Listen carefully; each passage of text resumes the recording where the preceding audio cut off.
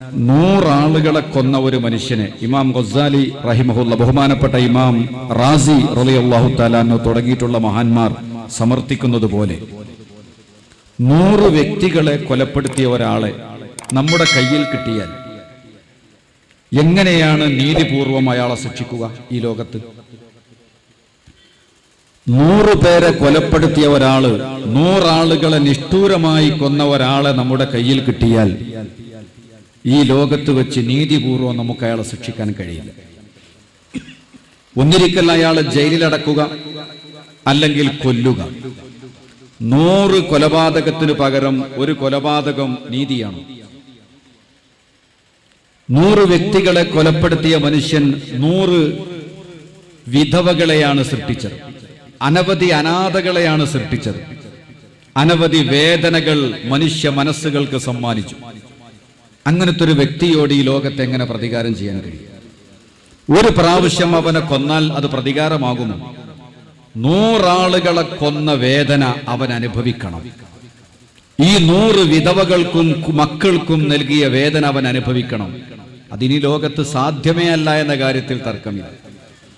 അതുകൊണ്ട് മനുഷ്യന്റെ ബുദ്ധി ആവശ്യപ്പെടുന്നു, ഒരു പരലോകം വേണം, നീതിയുടെ ലോകം വരണം, നീതിയുടെ ലോകം വേണം. അപ്പൊ ഇഹലോകമുണ്ടെങ്കിൽ ഒരു പരലോകമുണ്ട്.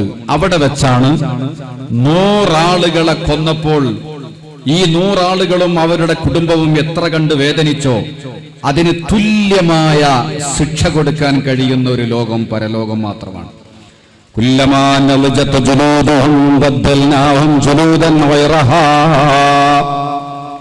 ശുദ്ധ ഖുർആൻ തന്നെ പറഞ്ഞു, നരകത്തിൽ അവർ കത്തിക്കരിയുമ്പോൾ ബദ്ദൽനാഹും ജുലൂദൻ ഗൈറഹാ, അവരെ തൊലി കത്തിക്കരിയുമ്പോൾ പുതിയ തൊലിയെ അവർക്ക് നാം മാറ്റിക്കൊടുക്കും, അതും കത്തും. അത് കത്തിത്തീരുമ്പോൾ പുതിയ ശരീരം കൊടുക്കുന്നു. അങ്ങനെ ഒരുപാട് കാലം അദാബ് കൊടുക്കാൻ കഴിയുന്ന ലോകം പരലോകമാണ്. അതുകൊണ്ട് നീതി എന്ന് പറയുന്ന ഒരു സത്യത്തിൽ നിങ്ങൾ വിശ്വസിക്കുന്നുണ്ടെങ്കിൽ ഏതൊരു മനുഷ്യന്റെ ബുദ്ധിയും പറയും നീതി നടപ്പാവണം. ഈ ലോകത്ത് പരിപൂർണമായ നീതി നടപ്പാക്കുക സാധ്യമല്ല, അതിനൊരു പരലോകം വേണം. ആ പരലോകത്താണ് നീതി നടപ്പാവുക. ഇവിടെ നോക്കൂ നിങ്ങൾ, 2 കണ്ണില്ലാത്ത മനുഷ്യൻ, 2 കണ്ണില്ലാത്ത മനുഷ്യൻ തപ്പിത്തടഞ്ഞു നടക്കുന്നു. അവന്റെ സ്വന്തം സഹധർമ്മിണിയുടെ സുന്ദരമായ മുഖം പോലും അവൻ കണ്ടിട്ടില്ല. അവന്റെ പിഞ്ചോമനകളുടെ മുഖത്ത് നോക്കാൻ അവന് കഴിഞ്ഞിട്ടില്ല. ഈ പ്രപഞ്ചത്തിന്റെ, ഈ ഭൂമിയുടെ അത്ഭുതങ്ങൾ കാണാൻ, മനോഹരമായ പൂന്തോട്ടങ്ങളും അള്ളാഹു പടച്ചിട്ടുള്ള വൈവിധ്യങ്ങളായ ജീവജാലങ്ങളെ കണ്ടാസ്വദിക്കാൻ അയാൾക്ക് സാധിച്ചിട്ടില്ല. ആ മനുഷ്യന് നീതി വേണ്ടേ? ആ അന്ധനായ മനുഷ്യന് നീതി ലഭിക്കേണ്ടേ? ഇവിടെ ദുനിയാവിൽ വെച്ചൊരുപാട് പ്രശ്നങ്ങളും പ്രതിസന്ധികളും നേരിട്ട അന്ധനായ മനുഷ്യൻ, ആ മനുഷ്യനിക്ക് മതി വരുവോളം സുഖവും സന്തോഷവും കൊടുക്കാനുള്ളൊരു ലോകം, അത് പരലോകമാണ്. ആ പരലോകത്തെ സുഖ സൗകര്യങ്ങൾ കാണുമ്പോൾ ദുനിയാവിന്റെ ക്ലേശങ്ങൾ അയാൾക്ക് ക്ലേശങ്ങളായി തോന്നില്ല. അംഗവൈകല്യമുള്ളവൻ, മനുഷ്യനെ പോലെ നടക്കാൻ കഴിയാത്തവൻ, കൈകുത്തി നടക്കുന്ന ആളുകളെ നമ്മൾ കാണാറുണ്ട്, ഇരുന്ന് ഞെരങ്ങി നടക്കുന്ന ആളുകളെ നമ്മൾ കാണാറുണ്ട്. അവർക്ക് നീതി വേണ്ടേ?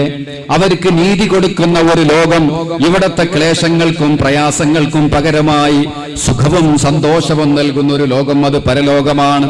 അതുകൊണ്ട് മനുഷ്യന്റെ ബുദ്ധി തന്നെ ശരിയായ രൂപത്തിൽ ചിന്തിച്ചാൽ ഒരു പരലോകം വേണമെന്നാവശ്യപ്പെടും. പരലോകം വേണം, നീതി നടപ്പാവണം. ആ നീതി നടപ്പാകുന്ന ലോകം പരലോകമാണ്.